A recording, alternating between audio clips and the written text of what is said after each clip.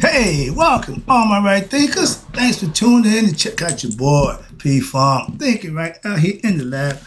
Tearing my book up, and I got some good information. I got a few more pages of information about the Zodiac and how old my ancient Egyptians really are. So let's get down to the business. Rightisms, 25 was lived by storytelling, story with a message. There's a message in the story for life. I give you life lessons. You tune in and receive them. I appreciate you greatly. Let's do what we do. Right thinking mission is to enlighten, inspire, educate, and motivate you, the individual, to a higher spiritual level of enlightenment. Right thinker's way of life through mental and spiritual discipline practice daily will help and guide you to attain your goal of reaching spiritual enlightenment, aka know thyself. My mission is that all right thinkers know thyself. If you're a right thinker, your goal is to know thyself. You see where we're going with this. Let's get there together, and I'll ask you the question. Do you know you? You will when I get through, because that's what I do. It's rhetorical, but if you don't have the answer for yourself, tune in. I got you. A person who knows not and knows not that they know not is foolish. Disregard them.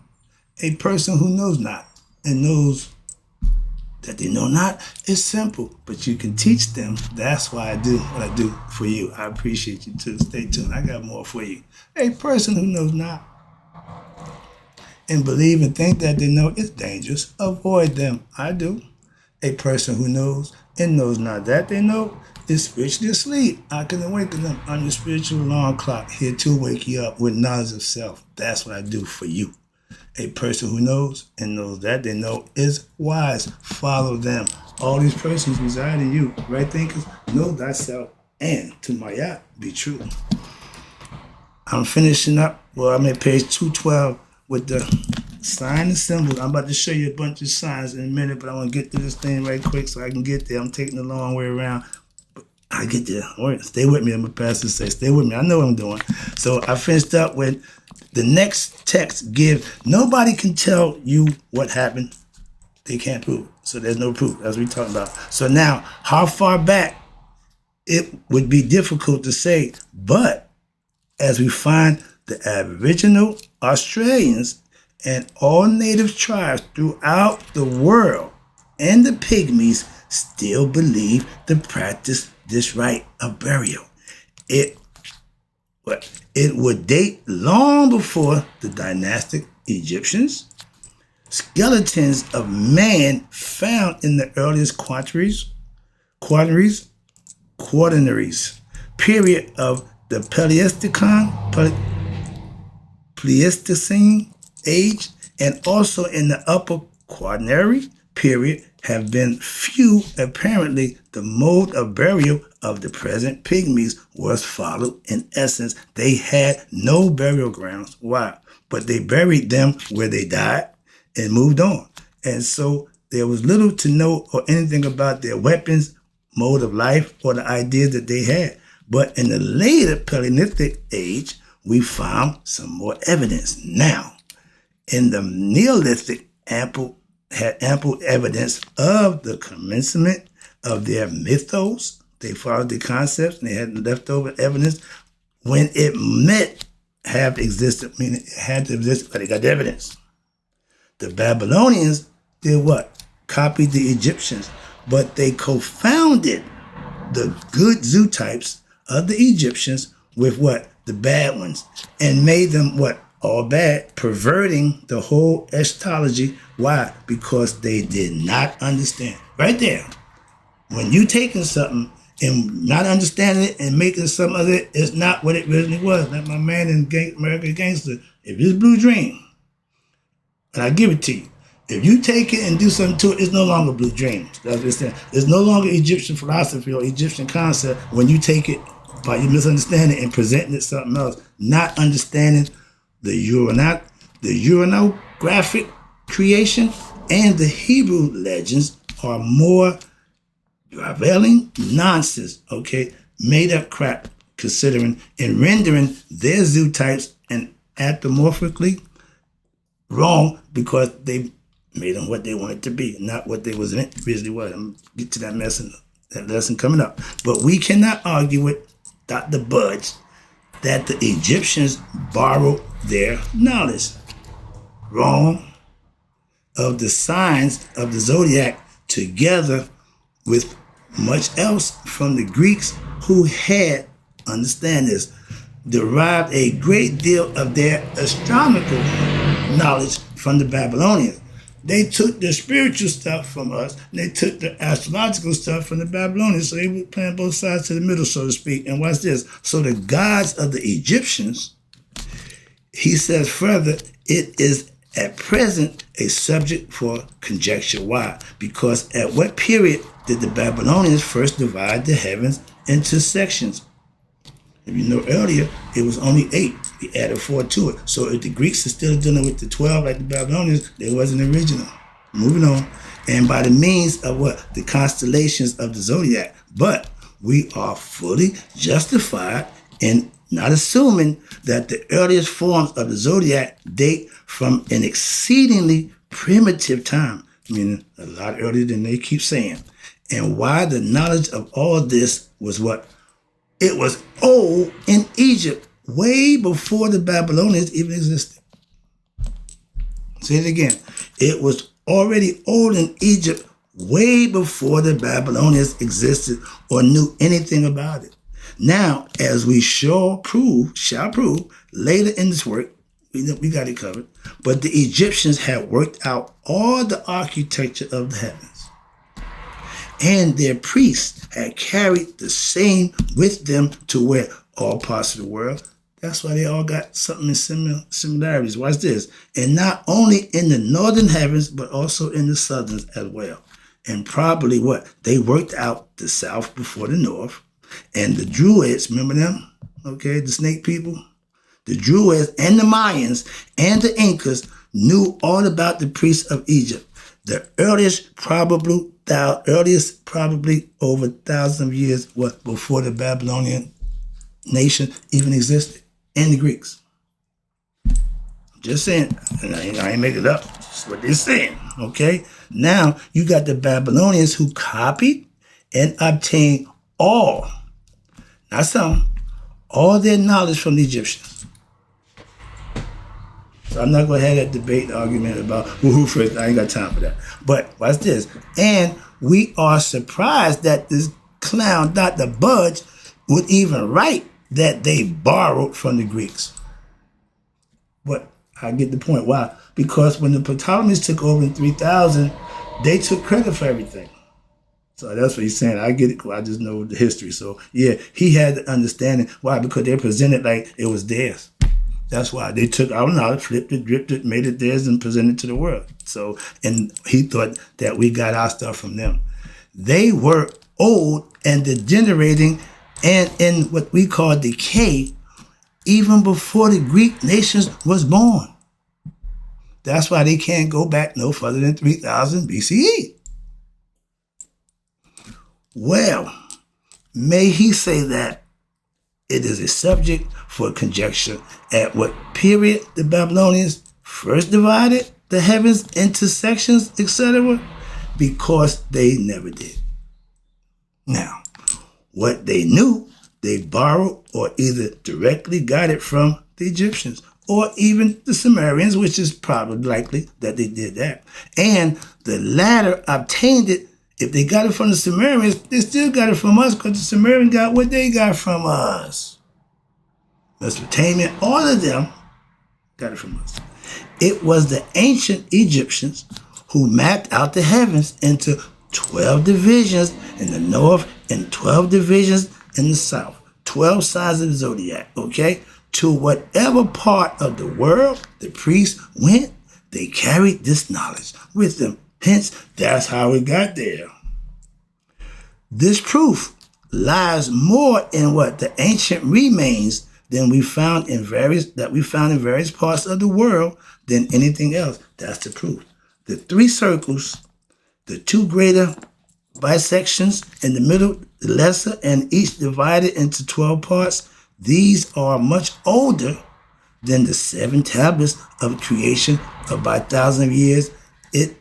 If this is not to say, how can that be? Dr. Budge and other astrologers explain or get get over with the fact that what we bring forward in this work, it is very well to say that whether the Babylonians were themselves what the inventors of such origins, in essence, the Zodiac, or whether they are to be attributed with the earlier non-Semitic Sumerian inhabitants of the country cannot be said. Why? We don't know in the proof.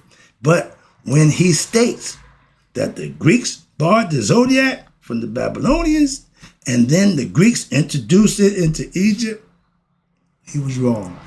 Probably, watch this, during the Ptolemaic period. There you go. Now, I know that's better, but it appears to us that Dr. Budge must have left this part out. He didn't know. Of the gods of Egypt to be written by one of his assistants who knew nothing about the history or the past. Ding, ding, ding. There you go. Misinformation. We should be grieved to think that Dr. Budge, in all seriousness, really believed and thought as the Iranians and the Syrians of the past have done anything worthwhile. Surely research into recent discoveries at least must convince him differently. Why? How does he account for even the various 3 circles of the stones found throughout the world, each divided into 12 parts, the 2 greater bisecting again, and the photographs of the gnomes of Egypt that's representing the divisions of the heavens? That's where it started. And with the old priests had already worked out and carried with them the various exodus, meaning leaving, going out, throughout the world. And all parts. I gave that little sign how everything came up out of Egypt. I'm getting to the end. I'm getting there. Stay with me. But now watch this. Other murals, and you had Petra Libra evidence. It must be acknowledged to by the thousands of years older than what? Than the Babylonians or the Sumerians. So we were doing this a long time. Leave it there. But the latter cannot be overlooked or passed over if we wish to elucidate and obtain what our true history and bygones age of the life of this planet, to get it into perspective and get it right, its origins and evolution. And surely because the Egyptians, when they were decaying on the downside as a great nation, employed some of the Greeks to what? Paint some of the murals, the scenes for them. It cannot be in any manner of way of proof that these men introduced Zodiac to anybody. The 12 legends of the solar hero Gilgamesh relating to the 12 signs and the 12 labors of Hercules, they was all patterned after the Zodiac.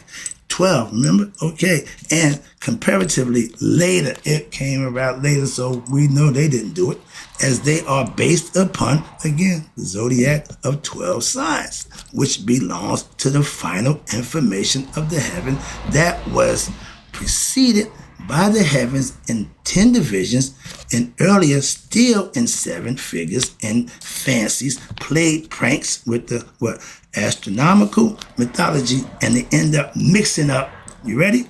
The crocodile, which was a good dragon, with Apop, the snake, the serpent. So you got it. They made their own animal from Apophis, the reptile, and the crocodile. Saw that. They made it their own and made them a dragon. And watch this. They considered the blind god, the hungering for the morn, is the Greek figure of what Orion, the constellation and star, which does not explain anything. Why? But Orion is the stellar representation by night of who? Haru, the solar god out of the darkness of Amenta, who is Anaruf, the blind Horus, whose sight was restored to him at dawn. When the sun come up, his eyes open up. That's the concept. This is ancient good stuff. See? But in the Babylonian, I'm almost there. Hold on, this is about to get good. In the Babylonian astronomy, Sahur or Sahu is identical, the identical name with the Egyptian Orion constellation, that is who? Haru, me and you, in his what? resurrection as the Sahu, or the glorified likeness of the risen God, or the soul. The Sahu is in what they call the planisphere, who represents the mains rising from Amenta, aka paradise, above. The planisphere contains what they call a number of the Egyptian gods. There we go. Here we go. The planisphere is where the planisphere, is where the Egyptian deities lie. And they are the gods and the goddesses of Egypt. Watch this. The mythological personage and the zoo types that make up the vast perception which moves on forever. That's the up in the heavens. They keep track and it's going on forever. Watch this. According to the revelations of the earth, turning of the apparent revelations of the sphere, the ball that we on. But now, at least we have a dozen that we can identify. That's the constellation that we got. We're about to go through them, and this is the fun. I've been waiting to get to here. This is the fun part because I know all these from the Egyptian concept. I know from Zodiac. What's this? I just got finished doing the Zodiac. That's why I got this, where I'm coming to get this from. What's this? Now, this is their perspective. My man Church Wall. The ram headed Amen, the hidden one, he's represented by the constellation of Aries. That's why he got the ram here. Ram-headed God, Aries. Ooh, this is perfect. Asar, he was known as what? The bull of eternity. He impregnated his own mother, all that concept. What's this? But he's the constellation of what? Taurus, the bull. He impregnated he sired 7 cows. Hathor. Okay. All of this ties into what I know, and it's driving me crazy because I'm putting this together saying, wow, yeah, they got something. They had this thing figured out way before we got here. Okay. And it all started with me reading my Zodiac sign saying, how do you know that about me? They know that about you too. He know all. I get it. Watch this. Now, suit. They say suit instead of set. That S-U-T. Okay. And suit. Okay. Instead of sut, which we think B-U-T, but the U sound like an O in Egyptian. I hear people pronouncing it's a U sound. Suit. Nu. Poo. Okay. But suit was set in Haru. Those two twins, Gemini. Who knew? I didn't. Set in Haru represents the twin. Again, makes sense. It makes a whole lot of sense. I just didn't see it. Now the fourth one, okay? The beetle, headed scarab. That's Ptah in the Capri form, okay? In the noon, which is the sign of the beetle. But later it became the crab. Due to them Greeks. Okay? Still up to their doings. What's this? They changed that one. Now, the lion-headed god. Okay, the Leo constellation was in 10,805 BC. That's how we know the constellation Leo. So that god at that time, the beetle, the lion-headed god, Atum. Who the hell is Atum? That's sign Leo. Atum is the one the self-created one who masturbated, okay, and created Shu and Tufnu. That's Atum, okay, the self-created one, the heart of the Zodiac, so they say. He's number 6. You got the Virgo, the Virgin, not Mary, not even Isis. The true Virgin name is Neith, okay, with the constellation of Virgo. She's the original Virgin, not Iset, okay. She gave birth to the sun, according to the story, the mythology, okay, so she's been around a long time too, okay, she got her props in the constellation. Then you got, number 7, Hu Maku of the scales. Who could that be? That's the sign of Libra, and we know that to be Mayat, but I would think that that's who it would represent, scales, they fit into that, but they say Huru Maku, that's another lion-headed god or god of war or the scale. It should have been Anubis, the jackal-headed god of the scale. So I don't, that's again, this is their concept. Now you got number 8, Aset Shokhi. That's the scorpion goddess, okay? She's the one with the sign of Scorpio. And you got Serket. Her name is Serket. They got here Serket. They will differentiate there, but they got the concept. She's the scorpion goddess. She can either heal you or kill you. She go both ways, all right? Now, number 9, She represents Scorpio. Number 9, this is one that really got me. This one that I thought all of them just the one. You got Shu represents air. Tefnut represents moist air. So dry and moist air or air with water. Okay. But they are the twins, but no, they're not. They represent the archer. Okay. With the sign of Sagittarius, that's the half man, half horse animal. Okay. They put that together. I'm just going with it. I don't see it that way, but again, it ain't my concept, it ain't my idea. Okay, but that's Shu and Tefnut. Now, number 10. That's the chat. My sign, Capricorn. Noon, the goat-headed god who presides over the abyss with the sign of Capricorn. He can go in the water or go up in the mountains. That's the mountain lion, the sea goat. They call him the sea goat. He got the fish. He got his own story where he was in the water at one time. Then they came on land. They lost the ability to be in the water. Another good story though, information. But that's the goat-headed Capricorns. That's me. Capricorn. They call it Capricornus. Okay, that's the final coming. The sun goes all the way down before it come back up. It's in Capricorn. It dies. Okay, Menal. M-E-N-A-R, that's the divine, what they call the wet nurse. Okay, I got a bunch of pictures. Hope I can get to them. With the sign of Aquarius.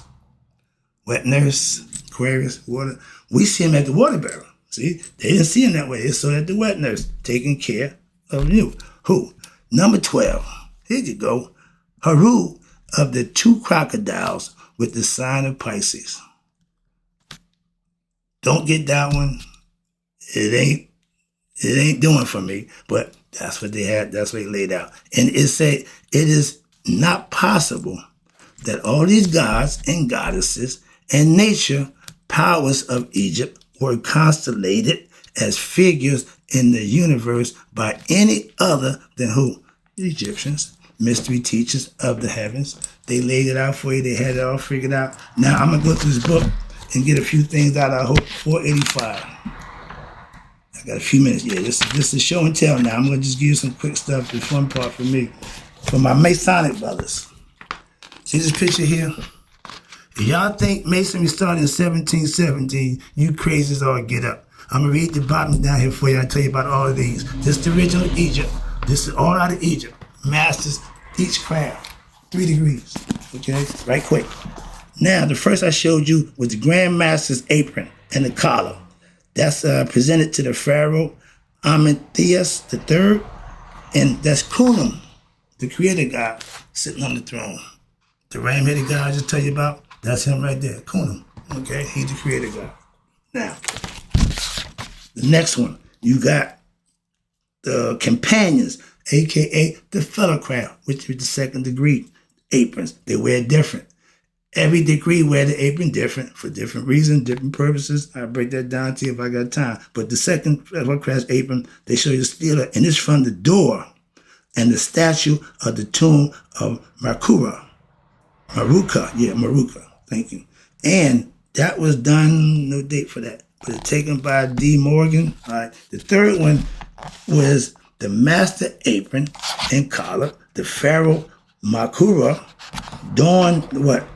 By the builder from the photograph taken by the French Guardian. The original is in the Louvre Paris Museum. These is all Masonic buildings. We actually worked in brick. So yeah, we were the originals. Not 17, but I remember we had a concept. Speculative masonry and operative masonry. These was operative masons. They worked in stone. But they also became speculative masons. Why? Building themselves as better people. What they call it, using the same tools to build the buildings. They use those tools for what they call more noble and glorious purpose to better yourself. I used in my Master Johnson. I know that too. All right, quick one. Where we at? I don't like that one. I'm trying to get through it. Okay, we know Set as the bad guy, right? Set the evil one. The eagle. See here? They worship him at one point. Okay, that's him. They carrying him around. You see the guy in his head, the double plume, and you see the wild scepter right there, and you see the ankh? He's being portrayed respectfully, okay? He's being worshipped. That's the god Set, okay? He ain't a bad guy, again, just a little uncouth, a little rough around the edges at times. Okay, you gotta calm him down, give him direction. He'll be fine. Okay? Oh yeah, oh yeah, yeah. Now these are hieroglyphic signs right here. They've been writing like that signs forever.